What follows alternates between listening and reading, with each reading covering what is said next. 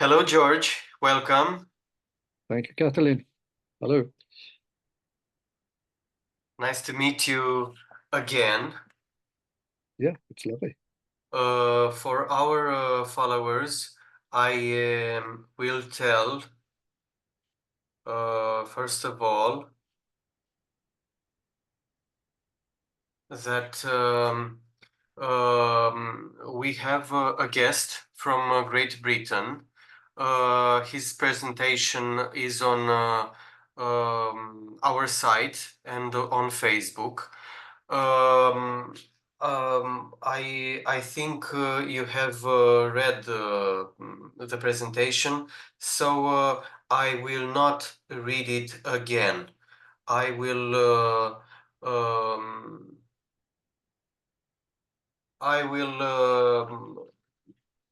get in contact with directly with George Szirtes. In 2009, the volume "The Ache of Your Otherness" appears on Contemporary Literary Press, Romania. Translation, preface, and interview by Lidia Vianu. So, first of all, I want to thank Lidia Vianu and Ruxandra Dodoiu for the translations in Romanian, and for their collaborations. But I want to thank Daniel Sasko too for the weekly posters, for those great images entirely about poetry and its state. George, my first question for you is the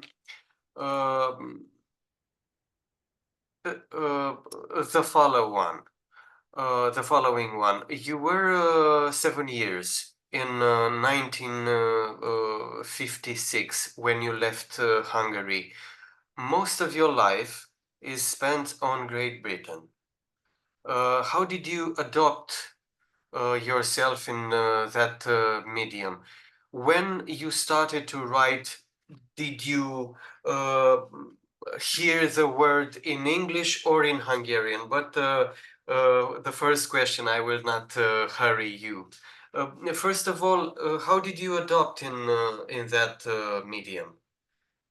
When we arrived in England on the 2nd of December 1956, I didn't speak any English.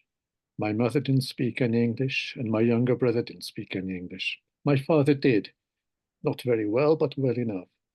But my parents decided when we arrived that we would speak English to each other. So we went to classes. We were refugees, along with many other refugees, and we were accommodated as refugees. And there were classes available to learn the language. So immediately we arrived, I started speaking English. And by the time I started writing poetry, which was when I was 17, English was the most natural language for me. And I didn't speak Hungarian. I hadn't really spoken it since arriving in England, apart from rare occasions.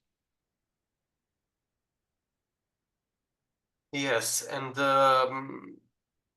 when you started to write, at what age? I was 17.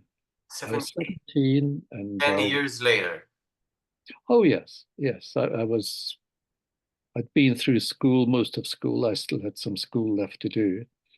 But I began quite suddenly, unexpectedly, with no background. I wasn't studying literature. I was studying physics, chemistry, zoology, and then later art as well. So I began blindly, if you like. One day, I read something which made me want to write.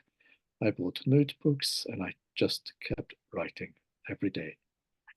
Every day of your life. You have mentioned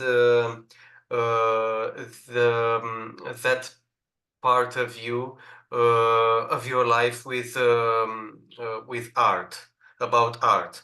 We will talk about it later because I wanted to. What did you remember about your debut? What was the literary atmosphere in 1969 in England when it's your debut? My debut as a poet really begins, as a published poet, begins a long time after that. I Begins when I am, well, about 1974, 75. So I'm already in my 20s. And even then, I was just appearing in magazines. My first book came out in 1979, although the year before, I was one of a group of 6 poets who was published in an introductory volume by Faber, a very good publisher. Did So you really, do you remember your names, their names? yes, I think I do. I do. Do you want me to list them? Yes. Okay. Craig Rain, Anne Clousinar, Alan Hollingfirst, Carl Clothier, and Alistair, his name I'm not going to remember, but it's a long time ago. Yes, yes. But I am curious about them. A little curiosity, and the only one. Um, they they have published books after the debut, Oh, yes, yes. or they have disappeared. No, they haven't disappeared.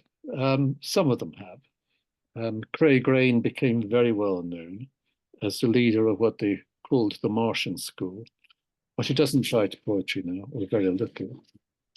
Alan Hollingfirst became known as a novelist rather than as a poet.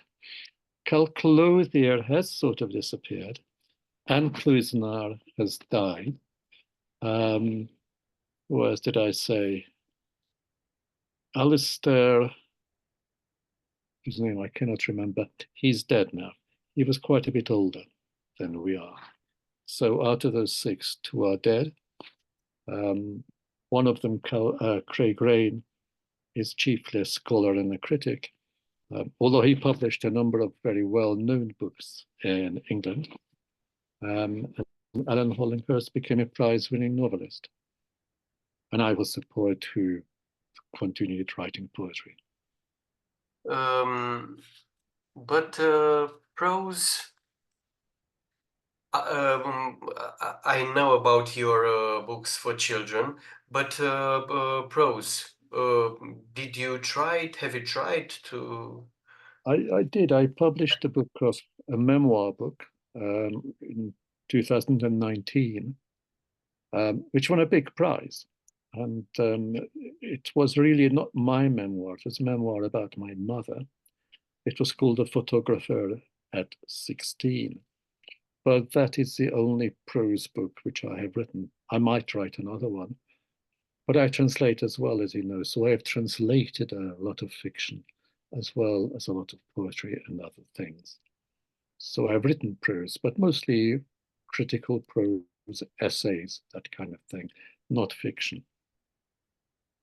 We will talk about your translations too after that. But now I want to ask you about your way in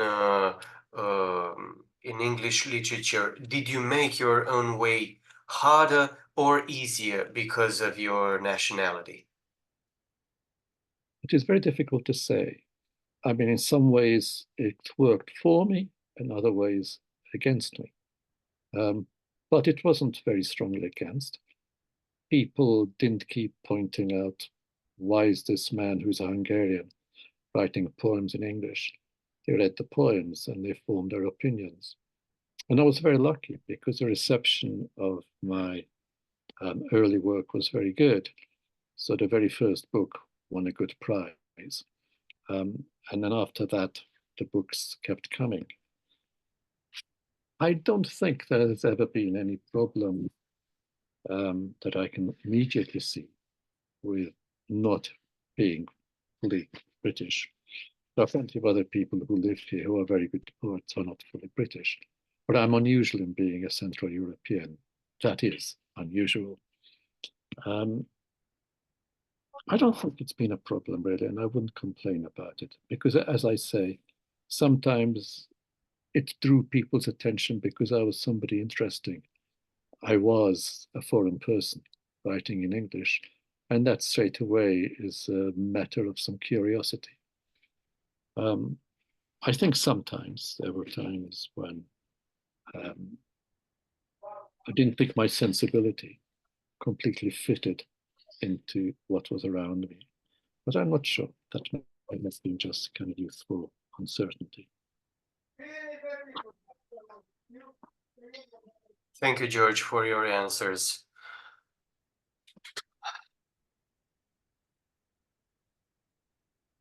Are we reading something? Yes, if you like. I think the first poem I said I would read was, let me just find it here.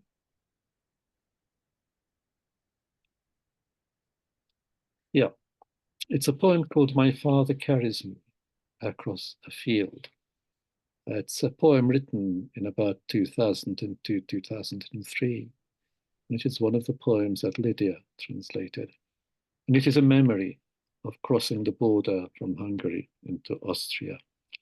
And it's mixed up with a memory of reading as a child the stories of Winnie the Pooh and some of the characters from there. My father carries me across a field.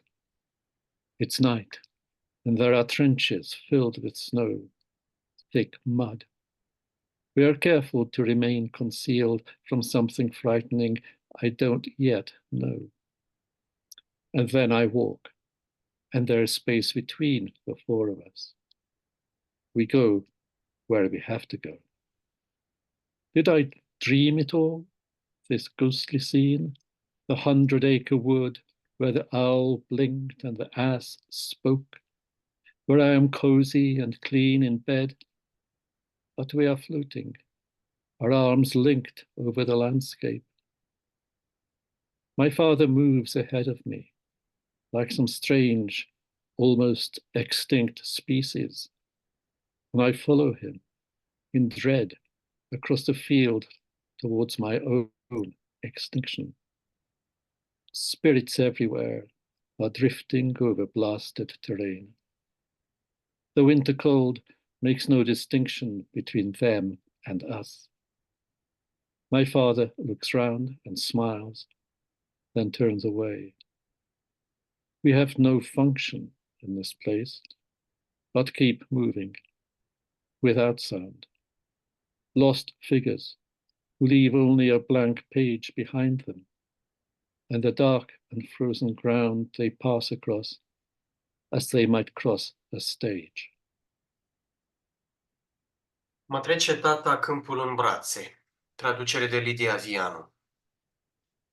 Mă trece tata câmpul în brațe. E noapte și șanțurile sunt înzăpezite. Noroi adânc. Ne ascundem cu grijă de ceva înspăimântător ce încă nu mi-e mie cunoscut. Apoi merg pe jos și lăsăm loc gol între noi patru. Mergem unde trebuie să ne ducem. Am visat oare această scenă ireală? Pădurea de 100 de acri unde bufnița clipea, iar măgarul vorbea? Unde sunt? În patul meu curat? Dar plutim cu toții, cu brațele împletite deasupra? Tata merge înaintea mea ca o specie stranie aproape, dispărută, și cu spaimă trec câmpul în urma lui către moarte. Plutesc duhuri peste gropile din câmp. E la fel de înghețată iarna și pentru noi și pentru ele. Tata se uită împrejur, zâmbește și pleacă iar. În locul acesta noi trebuie doar să înaintăm, neauziți, siluete pierdute ce nu lasă urme în pământul înoptat, înghețat, pe care trec dincolo ca pe o scenă.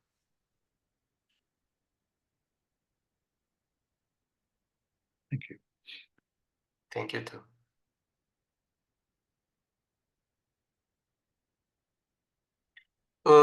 Try to read another poem. 3, 4, yes? Okay. Yes. Well, the next poem I thought I would read is also translated by Lidia, and it's in that book, The Ache of Your Otherness. This is from a set of, how many poems? It's a set of 10 poems, but I'll just read the first 4. They're short poems, and they're poems about the body. 1, back. Slipping his hand down her back, he felt her heat, as creaturely as his own, but far better. Her head was cool to the touch. Where did they meet, these two conditions? What was midpoint here? It was the nature of creatureliness resided halfway between acute desire and fear. 2, skull. You feel the bones of the face. It is like weeping. Do animals weep? She seemed to be buoyed on an enormous reservoir of tears. Her sleeping contained time in a cupping of hands, a time that was to be lamented, but enjoyed in environments of working cells and glands. Leg. Your leg, it seems nothing. Your eyes count for little. Your organs are obscure, your limbs anonymous. Your bodily fluids don't amount to a hill of beans, but you are lost in awe of the poor rags that live in your dreams, where desire is king and obeys no law. And the 4th is neck. The delicate architecture of the neck demands study. One needs a certain scholarly devotion to appreciate its fragility, refined into bands of necklace, light, and shadow. The very notion of its existence is a faintly oriental, exotic flavor that is not merely accidental. Cântecele trupului. Traducere de Lidia Vianu. Poemul este mai mare, are 10 părți, din care eu voi citi, la fel ca George Szirtes, doar 4 poeme. Din acest poem mai cuprinzător. Spate. Mâna lui îi mângâie spatele, simți căldura ei vie, parcă mai caldă chiar decât căldura lui. Capul ei era răcoros la atingere. Unde se îmbinau căldura și răcoarea? Care era oare punctul cheie? Acolo se lășluia miezul viului, la jumătatea drumului între nevoie și spaimă. Craniu. Îi simți pomeții, ca un plâns. Oare animalele plâng? Părea ancorată peste un uriaș rezervor de lacrimi. Ținea în somn timpul în căușul palmelor, timpul durere, timpul bucurie, în agitația aceea de celule și glande. Picior. Nu pare cine știe ce piciorul tău, nici ochii. Măruntaiele sunt ascunse, mădularele oarecare. Fluidele corporale mai nimic, dar te roade. Spaima de niște biete zdrențe din vis, acolo unde dorința e împărat și nu ascultă de nimic. Gât. Trebuie gândită arhitectura delicată a gâtului. E nevoie de pricepere, de cărturar să-i apreciezi fragilitatea, șanțurile ca niște salbe, lumină și umbră. Simpla idee de gât are iz oriental, parfum exotic cu tâlc. Thank you. The next one. Okay, this is a poem called Lament for Clavier. It's a much later poem. This is a very recent one. But in a way, it's about the same sort of thing. It was about the fragility of the body. And the chief subject here is hair. Lament for Clavier. The sweet orderliness of hair, the music of comb and soft brush, the universe following its own score. Does anyone know the number of hairs on a nation's head or a single child's head? Who does the counting? The sword? The scissors? The razor? Who tidies the loose tresses and arranges them into strands that part and fall across the ears and shoulders? Who sets the earth on fire? Who slices flesh into silence? Let us comb that hair and brush it. Let it be plaited or knotted or swept from the face. Let there be a counting of heads and hair. It will be well-tempered music, perfectly tuned, emerging from order, brushed as the wind brushes. Elegie pentru claviatură, traducere de Ruxandra Dodoiu. Dulce aranjare a părului, muzica pieptănului și a periei moi, universul care își urmează propria partitură. Știe cineva câte fire de păr se află în capul unei națiuni? Sau în capul unui singur copil? Cine numără? Sabia, foarfeca, lama? Cine aranjează părul lung lăsat liber și îl face șuvițe care se despart și cad peste umeri, urechi și umeri? Cine dă foc pământului? Cine taie carnea în felii de tăcere? Să pieptănăm părul acela și să-l periem, să fie împletit sau prins în coc sau dat într-o parte, să se facă o numărătoare de capete și fire. Va fi o muzică pe ton, perfect acordată, născută din ordine, netezită, așa cum face vântul. Try to read another one.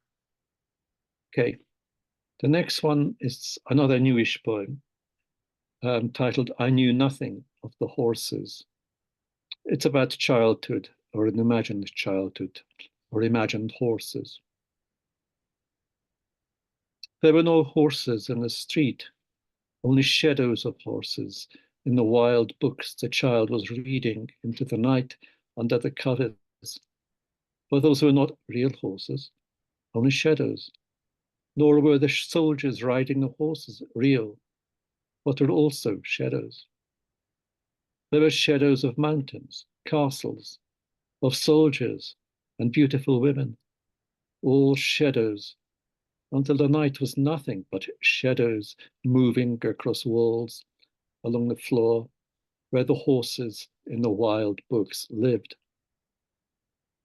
And looking through the window, the street was shadow, through which horses might have passed without anyone noticing either the horses or he himself in his shadow palace, peeking out of the window and into himself, where the shadows lived and flickered under lamplight as the street extended into the shadow city, where the horses roamed and galloped, and where the soldiers lay perfectly still on the ground after a battle was over. But he knew nothing of the horses, not their names or habits, nor how to feed them. Nu știam nimic despre cai. Traducere de Ruxandra Dodoiu. Nu era niciun cal pe străzi, doar umbrele cailor din cărțile sălbatice pe care copilul le citea noaptea sub pătură, dar aceia nu erau cai adevărați, doar umbre. Nici soldații care erau pe cai nu erau adevărați, ci erau și ei tot umbre.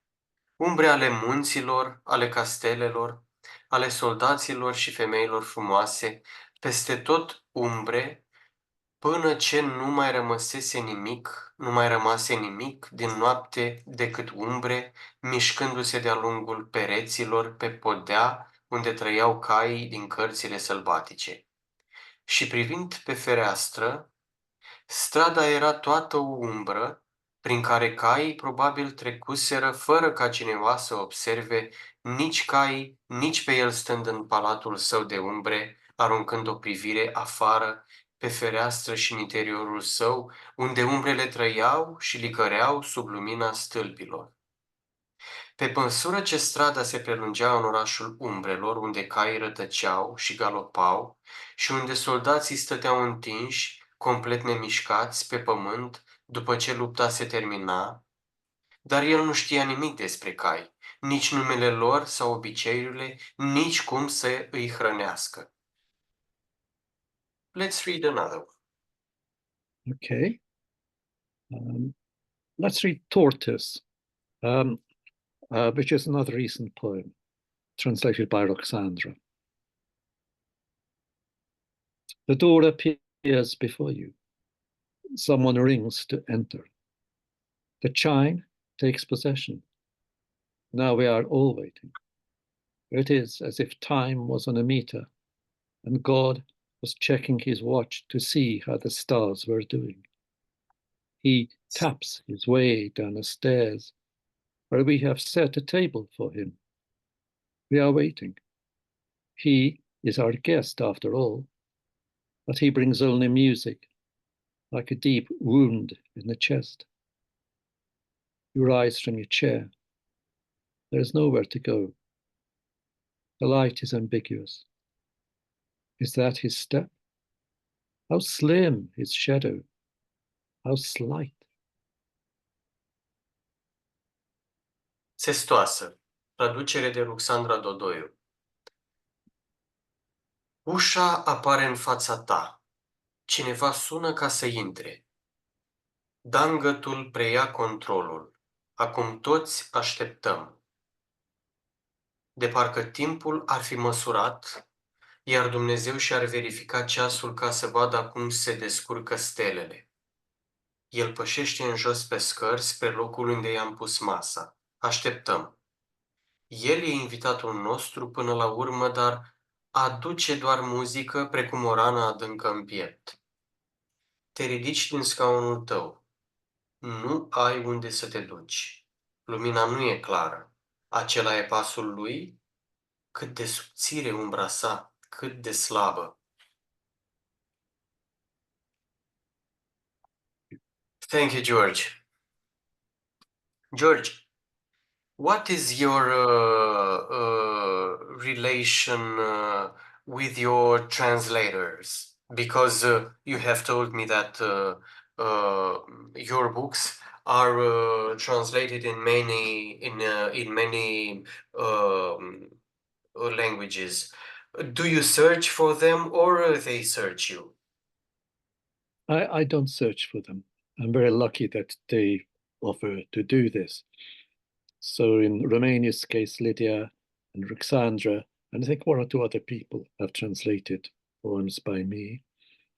In Hungary, well, I'm kind of interest because I am Hungarian by birth. And in the other languages, some of the poets who I met or have read with and who showed an interest in what I do. So in German, that is how that is.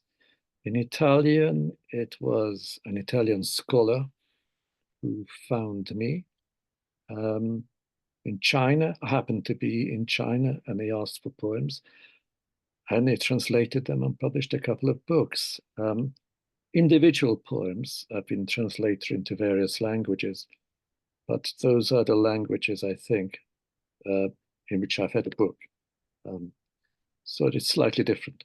If you go to an international conference, sometimes your poems will be translated for whatever the language of the conference happens to be. Interesting. You are a translator too. Yes. How do you choose your victims? Are you receiving recommendations from editors, other poets? It's a mixture, Cătălin. So for poetry, sometimes I've been asked to translate poems by a particular poet, but often with poets I choose, and I have to then sell the idea to a British publisher. Not for individual poems, but if I wanted a book. For example, next year, there will be a new book by a Hungarian poet called Christina Tóth, who's very good. But I chose to translate her. In other cases, in the case of fiction or prose, I've usually been commissioned. So a publisher comes to me and says, we have read this book in a German translation. It sounds good, because nobody speaks Hungarian really, or very few people do. And then they ask me to do it. So I should think 90% or maybe more of the books of prose, of fiction type translated were commissioned. Sometimes I propose a book. So at the moment, I have a book waiting at my agents, which is also a memoir by a rather marvelous Hungarian writer who is dead now, but who I did know when he was alive. And sometimes just somebody sends me something out of the blue. And I find it so interesting. I begin to try to translate it a little bit. And if it goes well, then I will continue it. But that's only happened once or twice. So it's very different for poetry and very different for fiction.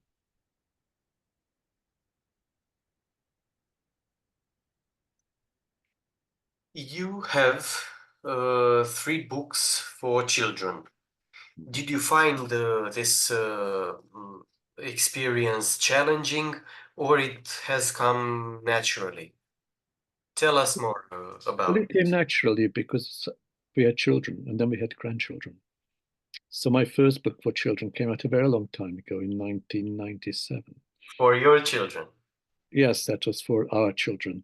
And so that was published then.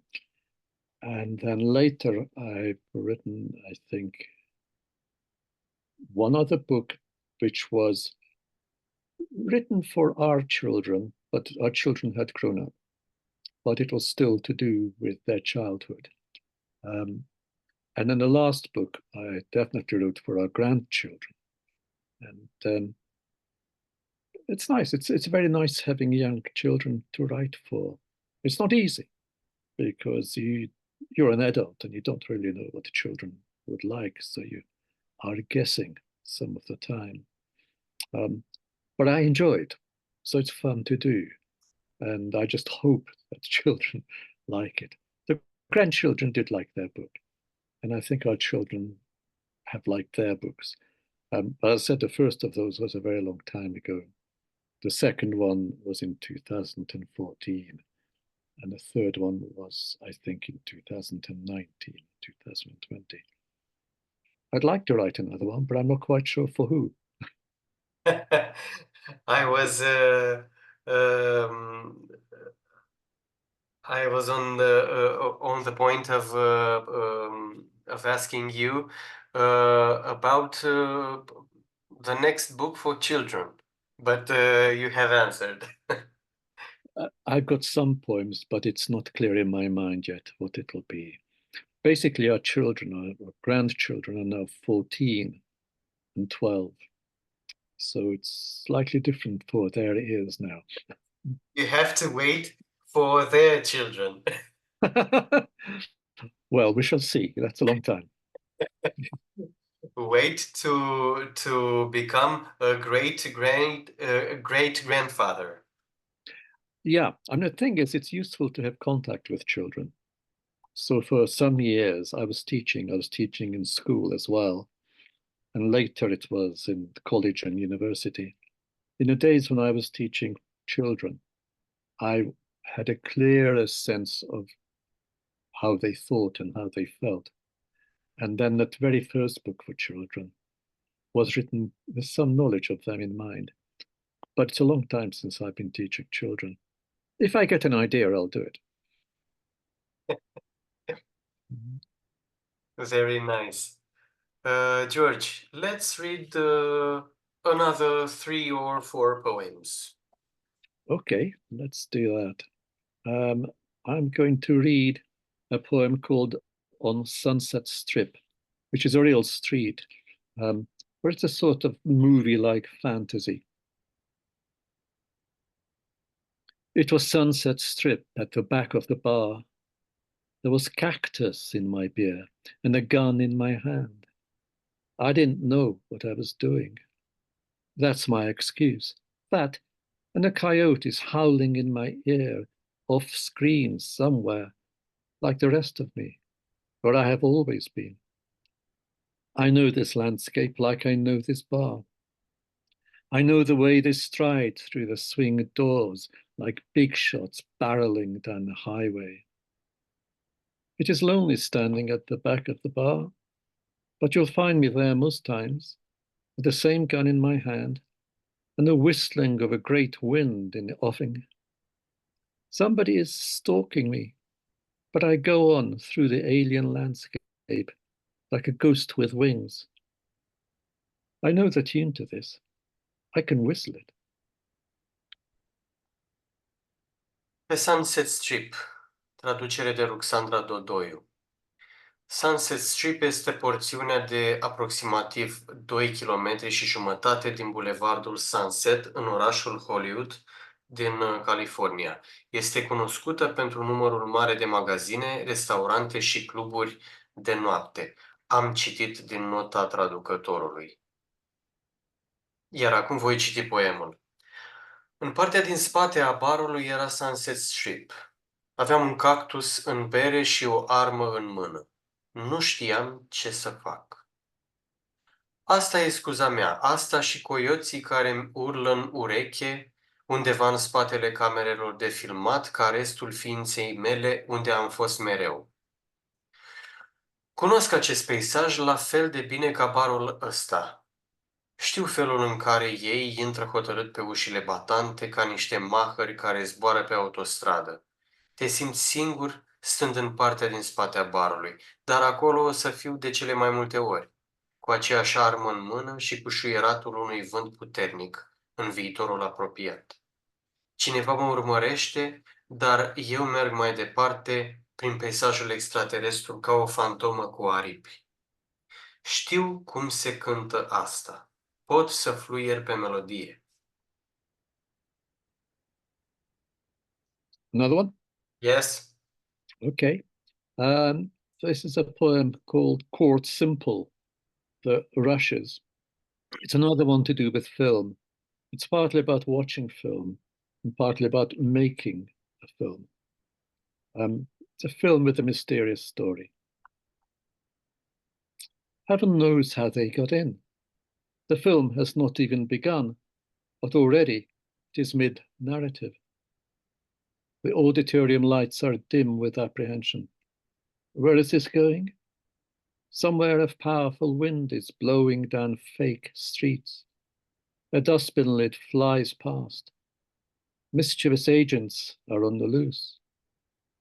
Establishing shot, close-up. An empty house with flapping curtains. Someone sheltering in a doorway. Someone is dialing a phone that will never ring. The constant drumming rises to a crescendo. And through this shift from room to room, someone is stuck in a lift and calms his nerves by quietly humming a familiar tune. Clearly, things are wrong. First, it is all drums, then a sprinkle of bells in the distance. This will not be avoided. A door is broken. A body falls. But listen now. The music has faded. Who is in charge here? Who directs the scene? Who are the figures on the approaching train?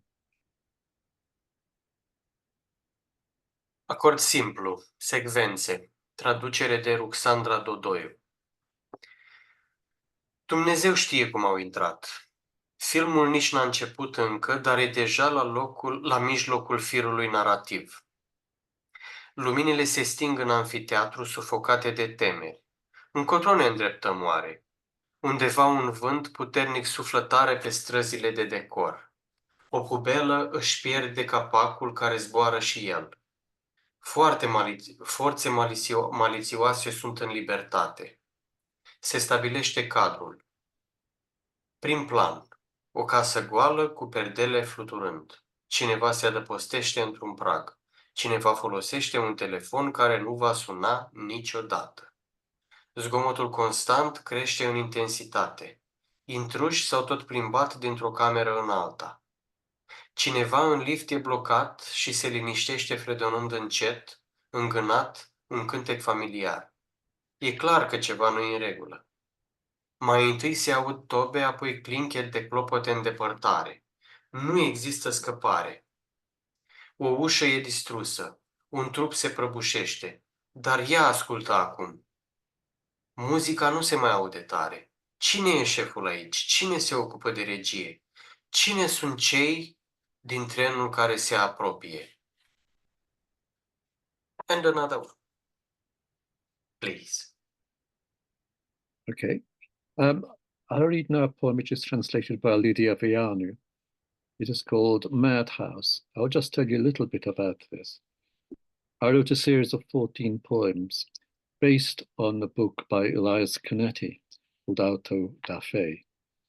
I did this because I was asked by an artist friend who wanted to illustrate the original book by Canetti.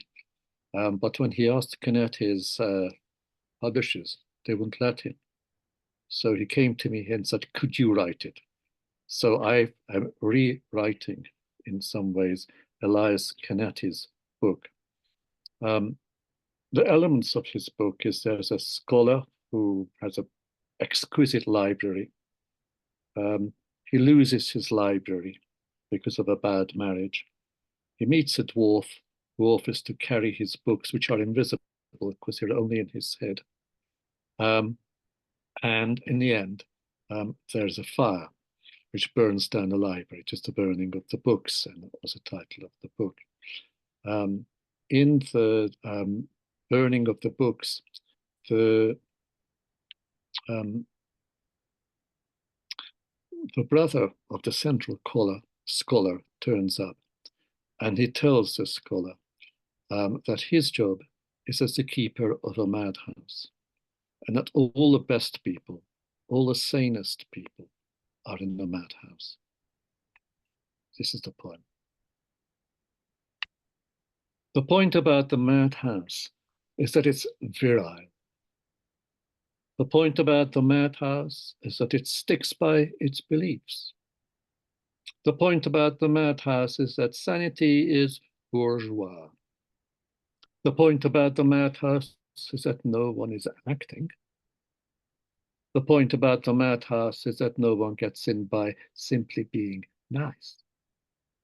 The point about the madhouse is that it liberates the spirit. The point about the madhouse is that you can think just what you like there. The point about the madhouse is that anyone can enter. There's nothing special about the madhouse. People come and go all the time. There's nothing threatening about the madhouse. We are all of us dying. There's nothing terminal about the madhouse. You go along for the ride. There's nothing sad about the madhouse. Weeping and gnashing of teeth, that's nothing. There's nothing mad about the madhouse. It is sanity by default. We are sane by default. We are mad by design. But the mad are more admirable. Admirable is the ape, the bulbul, the mitochondria, the swelling of the larynx. Admirable the orchid, the garlic, the fire inside the shut book. Admirable the cry of the tortured, the lost voice of the nightingale, the laughter in everything, ostensibly sane, but tending towards madness, such as sunlight, the slow rain, each pendulous drop, the wide road, the brimming eye, shadows, picnics, public conveyances, thunder. Nature is a madness with a method, and all the madder for that. Culture is a madness everyone inherits. Science is a madness in love with numbers, the perfect amour fou. Health is a madness that shifts from minute to minute. Gesundheit. Money is madness that fills your pockets and leaves a silver slug trail in the garden. The point about the madhouse is not to describe it. The point about the madhouse is not to change it. The point about the madhouse is to live there, to accustom yourself to its immaculate manners, to dwell in the house of the Lord forever with the prophet, the poet, the dwarf, the scholar, the fire. Ospiciu. Traducere de Lidia Vianu. E de știut că ospiciul are curaj. E de știut că ospiciul are convingeri și le respectă. E de știut că ospiciul ne arată că a fi zdravăn la minte e burghez. E de știut că ospiciul nu tolerează prefăcătoria. E de știut că ospiciul nu acceptă pe nimeni doar fiindcă e simpatic. E de știut că ospiciul eliberează ființa. E de știut că ospiciul te lasă să crezi absolut tot ce vrei. E de știut că ospiciul primește pe toată lumea. Ospiciul e un loc ca oricare altul. Oamenii vin și pleacă. Ospiciul nu sperie pe nimeni. Toți murim odată și odată. Ospiciul nu e fatal. Merge acolo de dragul de a merge. Ospiciul nu are nimic trist în el. Cât despre lacrimi și scrâșneti din dinți, nu-i mare lucru. Ospiciul nu are de-a face cu nebunia. El e normalitatea ca regulă. Suntem de regulă întregi la minte, suntem intenționat nebuni, dar nebunii sunt de lăudat.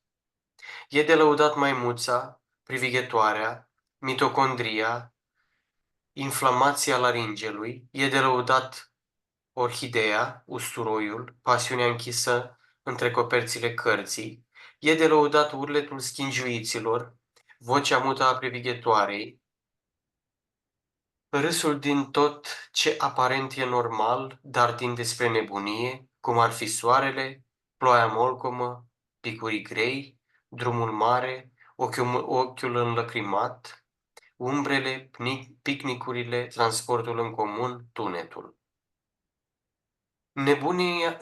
Natura e nebunie cu tâlc, ceea ce o face și mai nebună. Cultura e nebunia pe care toți o moștenim. Știința e o nebunie pasionată de cifre, ceea ce numim amour fou.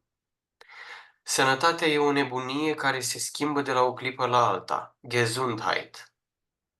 Banii sunt o nebunie ce îți umple buzunarele și lasă dâra lipicioasă în grădină. E de știut că ospiciul nu trebuie descris. E de știut că ospiciul nu trebuie modificat. E de știut că în ospiciu se locuiește. Trebuie să te deprinzi cu manierele lui ireproșabile, să rămâi pentru totdeauna în casa Domnului Dumnezeu, cu profetul, poetul, piticul, învățatul și focul. Thank you, George. Thank you.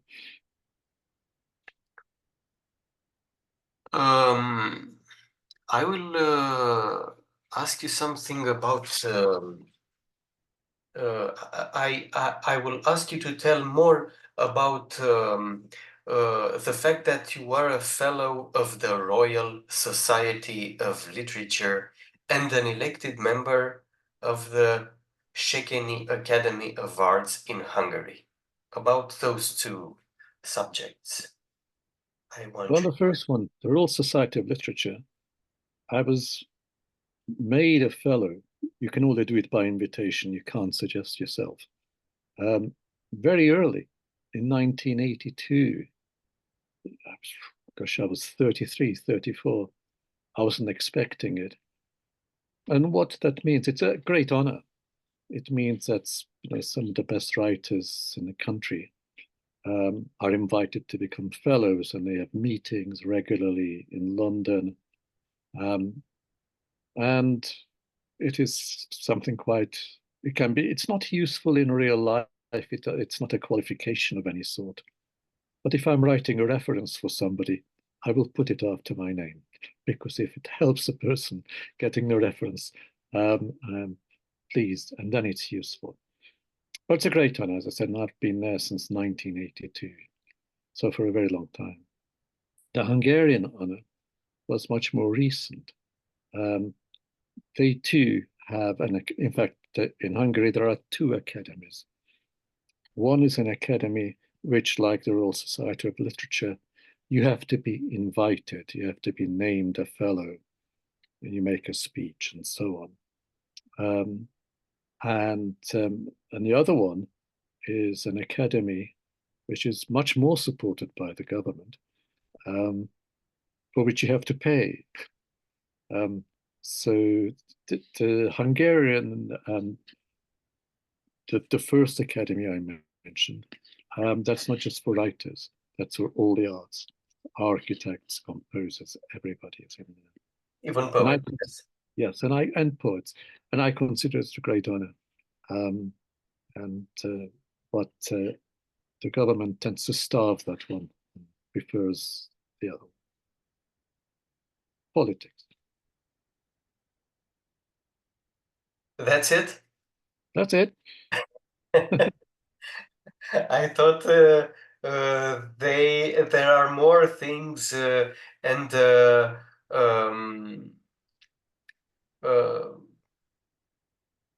delicacies about those two. Well, I don't know, in the case of the English one, who proposed me. I know that two people can do the proposing, because now I myself can do the proposing for other people as a fellow. The thing is that I wasn't living in London when I became a fellow.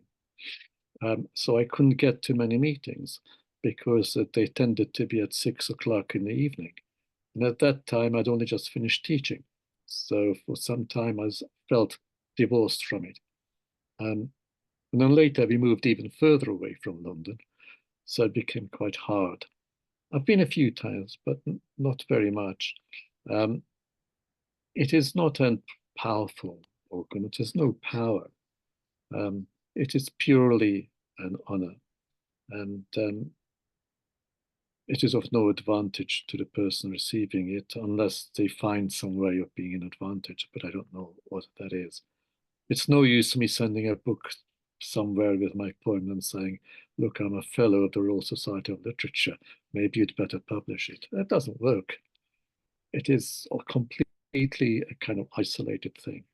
Same with the Hungarian, except, of course, I'm even further. With the Hungarian, I keep getting notifications and invitations to attend this or that, but I can't.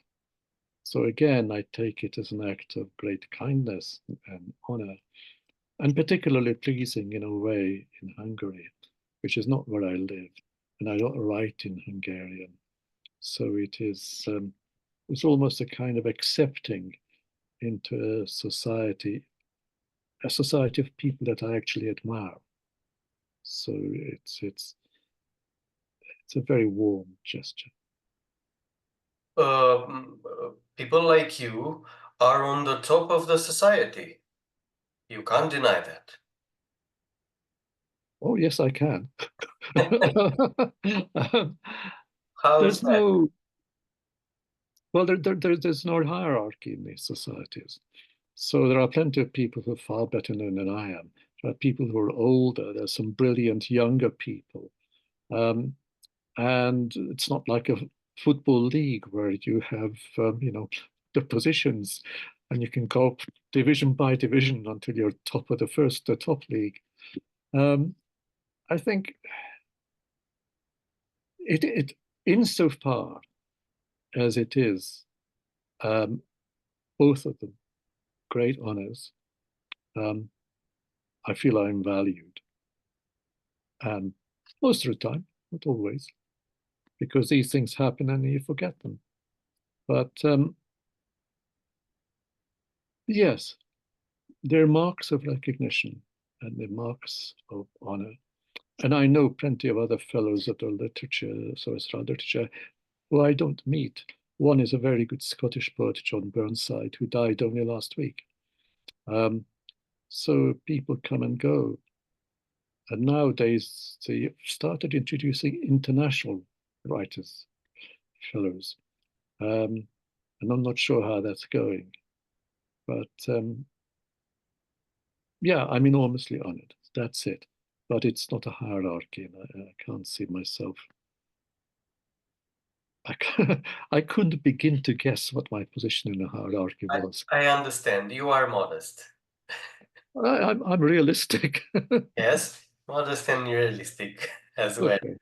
There are many festivals of literature in England. Yes. Yes, there are many. Some of them are specifically poetry, some are more fiction than poetry, some are a mixture of everything. There are some very big ones, and there are quite a few smaller ones.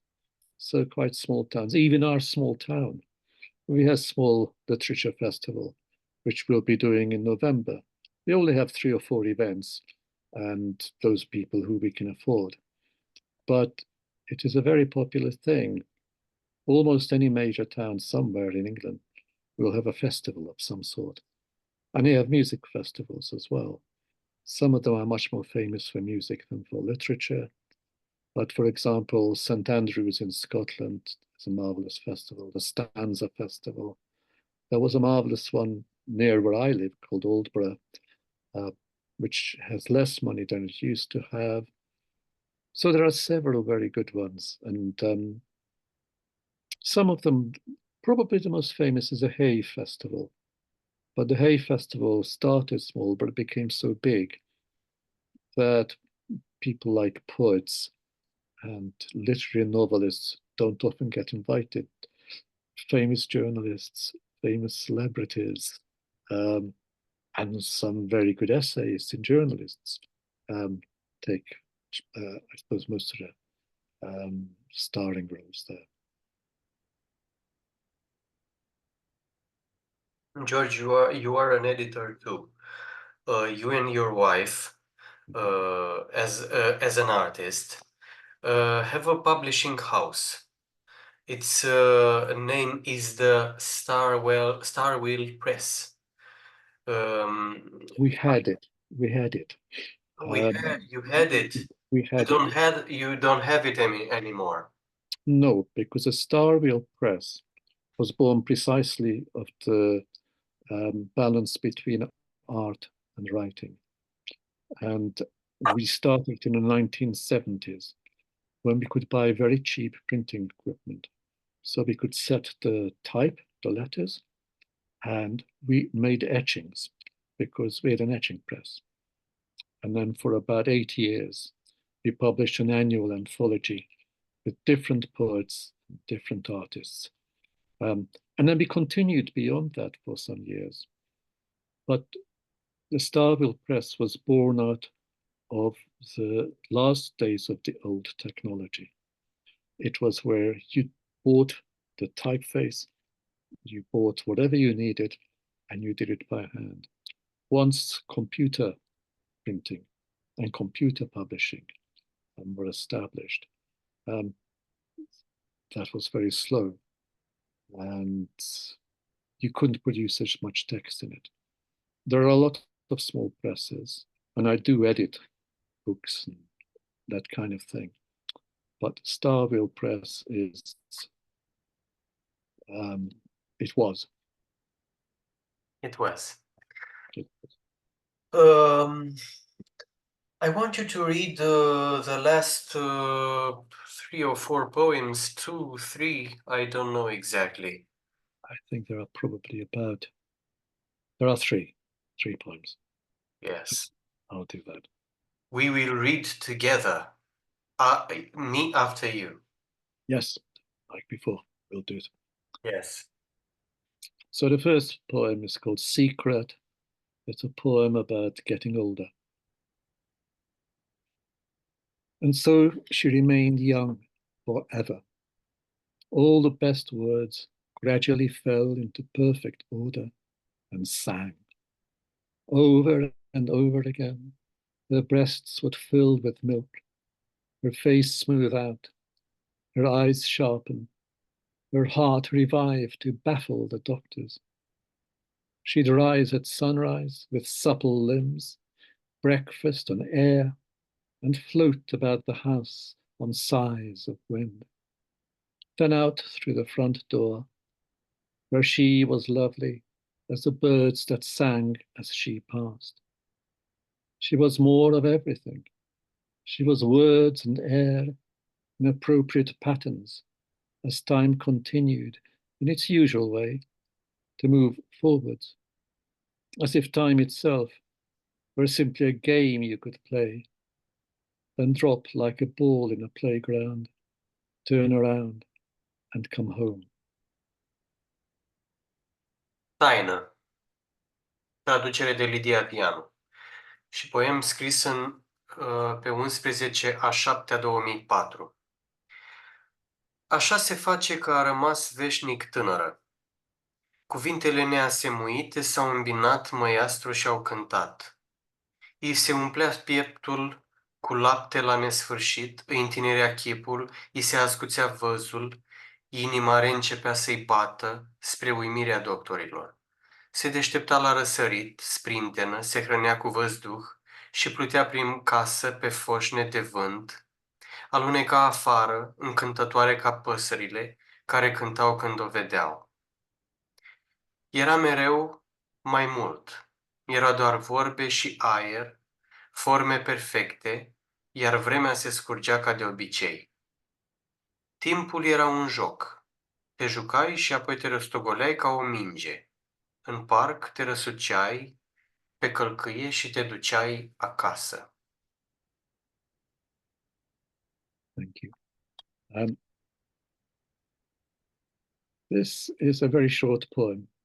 It's called Clouds, and it is simply about feeling sunlight on your face. The clouds are drawing out of the station at infinite leisure. Two men on scaffolding make miniature architecture. The sunlight places its hands on my face like a small child. Its hands are all tenderness, grace, as if wanting to discover the true form of the figure it holds and explores while it is still warm. Nori. Traducere de Lidia Vianu. Norii pleacă din gară nespus de agale. Doi inși pe schele fac machete. Soarele îmi ia fața în mâini ca un gest de copil. Cu un gest de copil. Mâinile sunt tandre și ușoare, parcă ar vrea să afle forma exactă a chipului pe care îl pipăie, câtă vreme mai e cald. And the last one, please. The last poem is no longer me. It is a newish poem. And I suppose it's about identity. It was late in the car park. Just a few cars remained when I met myself at the entrance, looking lost. The look on my face scared me. It was strained. Whatever was missing was important and would cost a fortune to replace. Should I let the damn thing go? And if one day I found it, would I even know? But I'd lost parts before and never after missed them. One loses fragments, slivers of broken glass, minutiae of an incomprehensible system, aspects of self long lost in a long grass. One pieces oneself together the best one can to make the passing likeness of a man. It was late in the car park, and the last to leave had passed the barrier. The moon hung in the sky with an ambiguous look, too easy to misconceive. We are alone, it whispered, just you and I. But what it meant by that, I could not say. Everyone's bound to lose things on the way. Nu mai sunt eu. Traducere de Ruxandra Dodoiu. Era târziu în parcare, doar câteva mașini pe asfalt, când m-am întâlnit cu mine la intrare arătând pierdut. Expresia de pe chipul meu m-a speriat. Eram încordat. Acel ceva ce lipsea era important și m-ar fi costat mult să-l înlocuiesc. Oare ar fi mai bine să renunț și gata? Și dacă într-o zi am să-l regăsesc? Am să îl găsesc, mi-aș da seama de asta? Dar mai pierdusem piese și lipsa nu le-am simțit înainte. Poți pierde fragmente, bucăți de sticlă spartă, detalii ale unui sistem ce mintea nu-l poate cuprinde, aspecte ale sinelui de mult rătăcite în iarba înaltă. Se adună totul la un loc, atât cât se poate, pentru a crea o înfățișare de om, chiar dacă nu în totalitate. Era târziu în parcare și ultimul plecat trecuse de barieră. Luna de cer părea că se ține, având o privire ambiguă, prea ușor de interpretat. Suntem doar noi, șoptia, doar tu și cu mine. Dar ce voia să spună cu asta? N-am înțeles nicicum. Tuturor le este menit să piardă lucruri pe drum. Thank you very much, George. Well, thank you. Thank you for reading it. And thank you for inviting me. And I thank you for accepting this invitation. I'm very glad we have met. I think my questions were appropriate to you. I hope none of them were not so intimate, so personal. No, it was good. They're all good questions. Thank you. Yes, because I was tempted to ask you something, but I Go ahead. at that question, it was not too personal, but yes, George, thank you very much. I'm very glad to have met you, and I hope we have met again soon. That'd be very nice. Soon. Can I also give my thanks to Lidia and to Ruxandra for doing Yes. the translation? I'm very grateful. I thank you too as well to them, and I hope we will collaborate in the future. Yeah, that'd be very nice. About poets like you. Okay. Thank you very much, and hope to see you soon. Okay. Bye-bye for now. Bye-bye.